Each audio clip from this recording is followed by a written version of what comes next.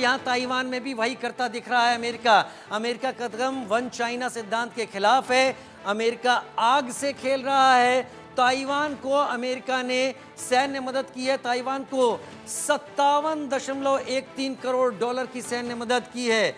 Taiwan को करीब $29.5 करोड़ के हथियारों की बिक्री की भी मंजूरी दे दी है। बाइडेन और ट्रंप के बीच में ये जो कूलिंग ऑफ पीरियड या ट्रांजिशन पीरियड है, इसमें बहुत कुछ ऐसा हो रहा है जो दुनिया के चलते कदमों को लड़खड़ा रहा है या इधर से उधर कर रहा है। क्या ऐसा ही हो रहा है? ग्राफिक्स के जरिए बता देते हैं। अमेरिका ने ताइवान की सैन्य मदद जो की है वो भी आप देख लीजिए। सैन्य मदद की है। यूएस के डिफेंस सपोर्ट पैकेज का विरोध कर रहा है चीन, यूएस के डिफेंस सपोर्ट पैकेज का। और चीन ने अमेरिका को अब खुली धमकी दे दी है कि अमेरिका आग से खेल रहा है, ताइवान की मदद करना हमारी संप्रभुता का उल्लंघन है, क्षेत्रीय अखंडता की रक्षा के लिए हम कदम उठाएंगे। तो जो कुछ मदद की है यूएस ने, उसके ऊपर अब चाइना भड़क गया है। आकाश जिंदल, हम इकोनॉमी से वॉर इकोनॉमी के डिस्कशन पर आ गए हैं और बहुत अच्छा हुआ। क्या अमेरिका इस वॉर इकोनॉमी के जरिए ही आगे बढ़ता है या फिर दुनिया में हो रहे वॉर उसके लिए कहीं बहुत फायदे का सौदा रहते हैं? और क्या वर्तमान हालात इस बात का इशारा नहीं करते, मैं रूस यूक्रेन से जोड़ रहा हूं, कि जनता अपना लीडर किसे चुनती है यह तय करता है कि जनता का भविष्य क्या होने वाला है। यूक्रेन ने, माफी के साथ वो वहां के राष्ट्रपति हैं, लेकिन एक कॉमेडियन को चुना, तो वहां की क्या स्थिति है आज? ये जिसने अपने देश के डिफेंस पर कभी कुछ किया नहीं, आज उसको लोगों के सामने हाथ फैलाने पड़ रहे हैं। मैं भारत का उदाहरण दूंगा, कम से कम भारत बहुत बेहतर स्थिति में है और बगल में मोहम्मद यूनुस या शाहबाज शरीफ। क्या अपना लीडर चुनना बहुत तय करता है आकाश जी?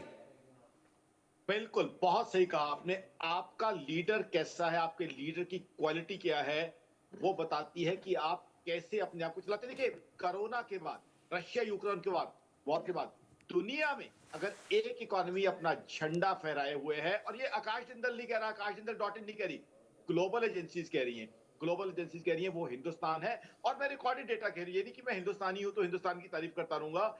8.2% जीडीपी ग्रोथ 2023-24 में हमने दी है। क्यों? क्योंकि हमारे पास एक ऐसा नेता है नरेंद्र मोदी के नाम पे, जिसे पता है कि विकट परिस्थितियों में भी देश को कैसे चलाना है, इकोनॉमी को कैसे चलाना है। रशिया यूक्रेन वॉर शुरू हुई, अभी मैंने आपको डेटा दिया, अमेरिका जैसी इकोनॉमी में 2 क्वार्टर जीडीपी ग्रोथ नेगेटिव रही।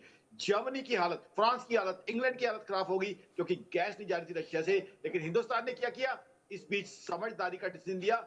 रशिया से हमने क्रूड ऑयल लिया, दुनिया के हमने बिल्कुल परवाह नहीं की, डिस्काउंटेड रेट पे, और पेमेंट कैसे की? रुपीज में। ये हिंदुस्तान की समझदारी बताती है। दूसरी चीज, आज भी हम रशिया से क्रूड ले रहे हैं और रिफाइन करके यूरोप को बेच रहे हैं। तो यानी कि जो परिस्थितियां उसके अंदर इकोनॉमी को कैसे बढ़ावा दिया जाए, ये हिंदुस्तान ने दुनिया को दिखाया है, सिखाया है। अब आ जाती है वॉर इकोनॉमी की बात। बिकॉज वॉर इकोनॉमी में आपको बता दूं, सेकेंड वर्ल्ड वॉर के समय ये चीजें हुई थी कि अमेरिका ने अपनी इकोनॉमी को उठाया था, दोनों तरफ वो हथियार बेचता रहा था। लेकिन आज हालात डिफरेंट है। रश यूक्रेन वॉर में जो अमेरिका ने हथियार बेचे, आप देखिए किस कीमत पे बेचे, क्या रियलाइजेशन मिली है। उसके बदले में अमेरिका की इकोनॉमी इतनी बुरी तरह लड़खड़ा गई है कि अमेरिका की इकोनॉमी, जिसको दुनिया कहती है कि उसकी जैसी कोई इकोनॉमी नहीं, बहुत सालों से डेफिसिट में चल रही है, घाटे की इकोनॉमी है। डेट सीलिंग उन्हें सस्पेंड करनी पड़ी। डेट सीलिंग एग्जैक्टली, बता दूं हाँ। कि अमेरिका कितना कर्जा ले सकता है, उस कर्जे की लिमिट को सस्पेंड करके और कर्जा लेना पड़ा। हालात ये हो गए हैं। आज 3 बार यूएस रेट ऑफ इंटरेस्ट कम कर चुका है, लेकिन तब भी उनकी इकोनॉमी रिवाइव नहीं हो रही। तो रशिया यूक्रेन वॉर का निपुण खमियाजा जी, बहुत यूएस को बेहतरीन। भुगतना डेट पड़ रहा है। सीलिंग यूनिट हटानी पड़ी, ये शायद अभी तक चर्चा में नहीं आया था, मुझे भी याद था, लेकिन ये बताता है कि अमेरिका कहां पहुंच गया था। निपुण जी, क्या इस ट्रांजिशन पीरियड में अमेरिका की इंटरनल पॉलिटिक्स वर्ल्ड को बहुत ज्यादा प्रभावित कर रही है, ये यूक्रेन में जो हो रहा है अलग अलग जगह?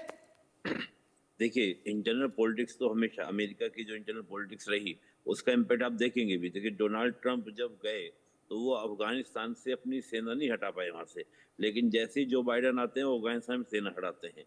इसका मतलब क्या है कि आप इस प्रकार के एग्जाम्पल से आप समझिएगा जो डोमेस्टिक पॉलिटिक्स होती है वो कहीं ना कहीं इम्पैक्ट डालती है पूरी ग्लोबल। और देखिए, जो अमेरिका की इकोनॉमी का एक बहुत बड़ा फंड जो आता है, वहाँ की जो वेपन इंडस्ट्री है उसका एक बहुत बड़ा इम्पैक्ट पड़ता है। देखना ये पड़ता है कि वेपन इंडस्ट्री किसको पार्टी को फंडिंग ज्यादा करती है, डेमोक्रेट को ज्यादा करती है या रिपब्लिकन्स को ज्यादा करती है। हम अगर डोनाल्ड ट्रंप को देखते हैं तो डोनाल्ड ट्रंप के टाइम में क्या हो रहा है कि वो कहीं ना कहीं उस वेपन इंडस्ट्री पे फोकस ना कर बल्कि जो अदर सेक्टर्स हैं उस पर वो फोकस करने का प्रयास कर रहे हैं। हो क्या रहा है कि वेपन इंडस्ट्री में आप कूद तो गए और आप देखिए जैसे आपका यूक्रेन को फंडिंग किया, समाधान की फंडिंग कर रहे हैं, लेकिन बात यह है कि क्या यूक्रेन इस स्थिति में है कि 5 साल 10 साल में वो पैसा रिटर्न कर देगा? कितने साल लग जाएंगे उसको पैसा रिटर्न कर? अभी आपने कहा ताइवान, ताइवान को मदद नहीं कर रहा था कि अमेरिका किसी को मदद नहीं करता, वो पैसा देता है या वेपन देता है तो बदले में पैसा लेता है, लेकिन बात यह है कि वो पैसा रिटर्न कब तक आएगा? जैसे आप देखिए चीन को फंस गया आपका, चाहे वो आपका गवादर पोर्ट को लेकर बात हो या हम्बन टोटा को लेकर बात हो, स्थिति क्या हुई कि चीन को पैसा रिटर्न मिल नहीं पाया। आज हम्बन टोटा उसने ले लिया लेकिन गवादर पोर्ट जो है उसको मिलने को तैयार नहीं है। तो होता क्या है कि आप किसी भी कंट्री के साथ जब आप ट्रेड करते हैं, व्यापार करते हैं, चाहे वो वेपन का ट्रेड करें, बदले में आपको रिटर्न कब आ रहे हैं? अमेरिका यहाँ पर आके फंस रहा है। तो यहाँ पे मैं मानता हूँ कि डोनाल्ड ट्रंप उस तरह की इंडस्ट्री फोकस कम कर रहे हैं। उनका मानना है कि वेपन इंडस्ट्री जो है आपको पैसे लगाने में कोई दिक्कत नहीं है, दुनिया को देने में दिक्कत नहीं है, लेकिन इश्यू क्या है कि वो देश वापस कब तक लौटाएंगे, तब तक अमेरिका की इकोनॉमी कितनी सर्वाइव कर ठीक है, मेरे पास समय कम है सर, मैं थोड़ा थोड़ा समय अपने बाकी दोनों मेहमानों को भी दे दूंगा। AK Mishra sir, final sum up, क्या वाकई अमेरिका की जो पॉलिटिक्स है, अमेरिका में जो ट्रांजिशन पीरियड है, वो बहुत बड़ा असर डाल रहा है? बिल्कुल। देखिए, पॉलिटिकल चेंज होने के कारण अमेरिका में एक बहुत जबरदस्त पॉलिटिकल सिनेरियो भी चेंज हुआ और इकोनॉमिक चेंज भी हुआ। एक डाटा मैं आपको बता दूं, यूरोप और अमेरिका में जीडीपी वर्सेस डेट रेशियो अगर आप देखेंगे तो जितना उनका जीडीपी है यानी इकोनॉमी है, उससे 10% से ज्यादा ऑन एन एवरेज यूरोप के लगभग सारे देशों और अमेरिका के ऊपर कर्जा है, यानी वो सब कर्जे की इकोनॉमी है।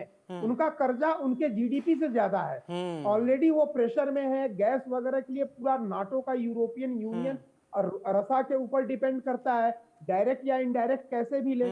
तो मुझे ये लगता है कि डोनाल्ड ट्रंप एक ज्यादा सुलझे हुए नेता हैं और रियल मायने में जीडीपी को जैसे बढ़ाया जाए, इकोनॉमी को जैसे बढ़ाया जाए, वो प्रोडक्टिविटी। ठीक है सर, JK बंसल साहब, आपका कमेंट, आपका फाइनल कमेंट, क्या आपको भी ऐसा ही लगता है?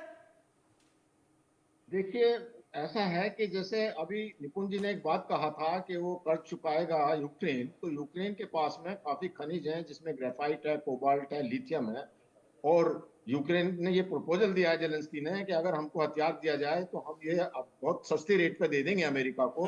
एक मैं बात यहाँ कहना चाहूंगा, हालांकि प्रेसिडेंट बदलने से पॉलिसी जरूर बदलती है, लेकिन जो अमेरिका की पॉलिसी है वो एक योजना ग्रुप, जो वहाँ का पॉलिसी मेकर ग्रुप है, वो बहुत 10-15 साल की पॉलिसी पहले जो है वो बना देता है। तो ये अब ऐसा कोई जादू ट्रंप के पास में भी नहीं है कि एकदम से लड़ाई बंद हो जाए, क्योंकि अमेरिका अपना प्रभुत्व भी घटाना नहीं चाहेगा। जो उनके सपोर्टर हैं या जो बाकी लोग हैं वो वहां पे कोई एक लेकिन फिर भी मेरे ख्याल से सर, मैं आपको काट नहीं रहा, नेतृत्व का असर तो पड़ता है। अब अगर किसी सेंट को या कोई शांति प्रिय बात करने वाले को अगर लीड करने को दे दिया जाए तो अलग तरीके से लीड करेगा, एग्रेशन वाला कोई लीडर होगा अलग तरीके से लीड करेगा, भले पॉलिसी एक जैसी क्यों ना हो। लेकिन आप लोग मेरे साथ जुड़े, आपके जरिए मैंने भी जाना, मेरे दर्शकों ने भी जाना इन सारे तथ्यों को, इस सारे मैटर को। बहुत शुक्रिया आप सब ने